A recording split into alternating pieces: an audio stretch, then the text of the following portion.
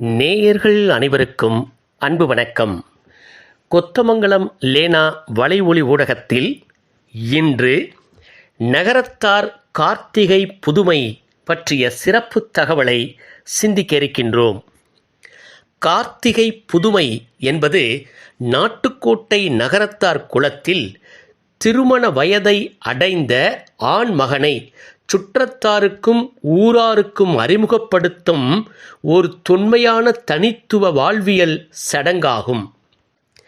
இளமையிலேயே ஆண் குழந்தைகளுக்கு வீர உணர்வை ஊட்டுவதற்காகவும் முருகப்பெருமானின் வீரத்தை நினைவுபடுத்தும் வகையிலும் இந்த விழா சிறப்பாக கொண்டாடப்படுகிறது.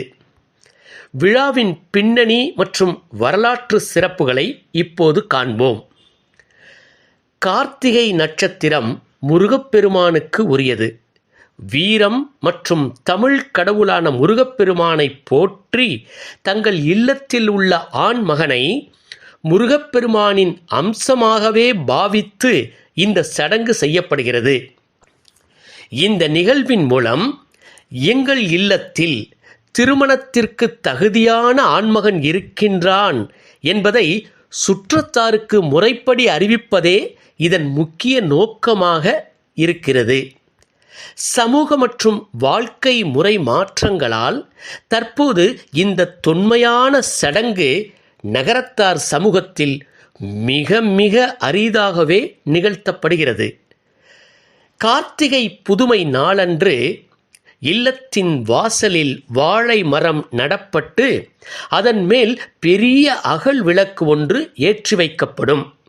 இந்த நிகழ்வு சூப்பிடி அல்லது சூழ்பிடி என்றும் அழைக்கப்பெறுகிறது.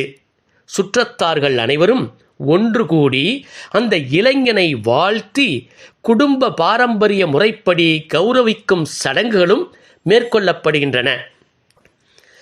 கார்த்திகை புதுமை நாளன்று தங்கள் இல்லத்தில் வாழை மரம் ஒன்றை நட்டு அதன் மேல் பெரிய அகல் விளக்கு வைத்து பெரிதாக திரி போட்டு வைத்து வாழை மரத்தின் நடுவில் சதுரமாக 2 தட்டுகளை வைத்து அதில் அநேக தீபம் ஏற்றி வைத்து அந்த வாழை மரத்தை சுற்றிலும் மாக்கோலம் இட்டு வைப்பர்.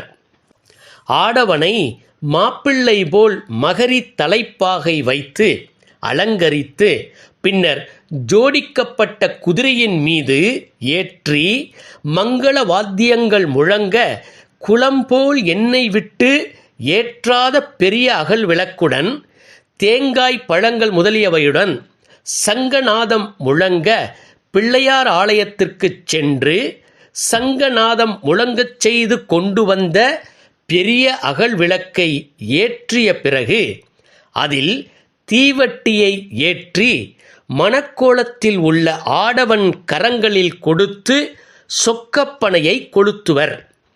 அது முழுவதுமாக எரிந்து முடிக்கும் தருவாயில் அந்த காட்சியை மணக்கோலமுடையானை தரிசிக்கச் செய்தபின் ஆலயத்தில் உள்ள விநாயகப் பெருமானை வழிபட்டு பின்னர் நகரச் சிவன் கோயிலுக்கு சென்று பரிவார தெய்வங்களுக்கும் அம்மையப்பனுக்கும் அர்ச்சனை ஆராதனை செய்வர். இதற்கு முன்பு ஆலயம் வந்தது போலவே மேளதாளமும் சங்கநாதமும் முழங்க மணக்கோலத்தில் இருக்கும் ஆடவனை மீண்டும் குதிரையின் மீது அமரச் செய்து வீட்டிற்கு திரும்புவர். வீட்டிற்கு வந்து அடைந்ததும் ஆலம் கரைத்து திருஷ்டி கழித்து மணக்கோல ஆடவனை உள்ளே அழைத்துச் சென்று சாமி வீட்டில் அந்த வீட்டு பெண் பிள்ளைகள் விளக்கை ஏற்றச் செய்து வழிபடுவர். அதற்கு பிறகு பெண்களாக கூடி ஒரு சடங்கு நடத்தி மரபான நிகழ்வினை நிறைவு செய்வார்கள். சில பகுதிகளில் சன்ன வீரம் என்ற வீரச் சங்கிலி அணிவித்து குருவாள் கொடுத்து குதிரையேற்றம் செய்யும் வழக்கம் இருந்துள்ளது. இவை வீரத்தின் அடையாளமாகவும் பார்க்கப்படுகிறது. சிலப்பதிகாரத்தில் கண்டேத்தும் செல்வேல் என்ற தொடரும் மாதரார் தொழுதேத்த வயங்கிய பெருங்குணத்து காதலால் கண்ணகி என்ற தொடரும் இடம்பெறுகின்றன. இவற்றுள் நகரத்தார் மேற்கொண்ட கார்த்திகை புதுமை அல்லது திருவாதிரை புதுமை விழாக்களின் குறிப்புகளும் அடங்கி உள்ளது என்பது குறிப்பிடத்தக்கது. மீண்டும் மற்றும் ஒரு சிறப்பு நிகழ்ச்சியில் உங்கள் அனைவரையும் சந்திக்கும் வரை அன்பு வணக்கம் கூறி விடைபெறுவது உங்கள் அன்பு நெஞ்சம் அருணாச்சலம் லக்ஷ்மணன்.